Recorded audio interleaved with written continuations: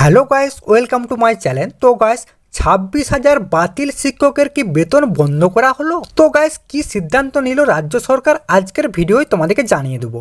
তো গাইস, দেখতে পাচ্ছ এখানে এটা বলা হচ্ছে কলকাতা হাইকোর্টের রায়ে চাকরি হয়ে বসেছেন 25,753 জন শিক্ষক সহ অশিক্ষক কর্মীরা।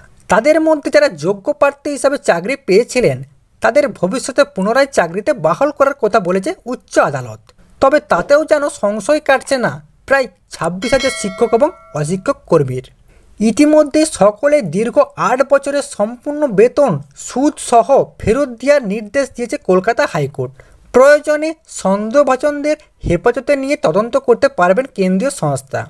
তবে এরই মধ্যে একটি বিষয় নিয়ে বেশ চিন্তিত হয়ে পড়েছেন চাকরি হারানো শিক্ষক এবং অশিক্ষক কর্মচারীরা।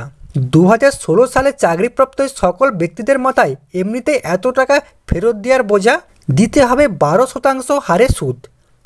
তার উপর অযোগ্য ব্যক্তিদের চাকরি যে থাকবে না তা এক প্রকারে নিশ্চিত। এপ্রিল মাসে বেতন কি তারা পাবেন? এই প্রশ্ন চাকরিহারাদের সকলের মনে ঘোরাফেরা করছে।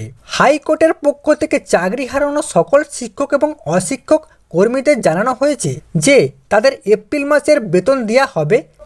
শিক্ষা দপ্তর সূত্রে খবর, শ্রম আইন অনুসারে এই সিদ্ধান্ত গৃহীত হয়েছে। যতদিন সুপ্রিম কোর্টের এই মামলা চলবে ততদিন সকলকে বেতন দেওয়া হবে। এখনও যেহেতু পুরো মামলা বিচারাধীন রয়েছে তাই সকলেই বেতন পাবেন। তো গাইস, যতদিন এই মামলা চলবে প্রত্যেকেই কিন্তু বেতন পাবে। তো গাইস, এই ছিল গুরুত্বপূর্ণ আপডেট। তো গাইস, ভিডিওটা কেমন লাগলো? যদি গাইস ভালো লাগে অবশ্যই লাইক করে দিও।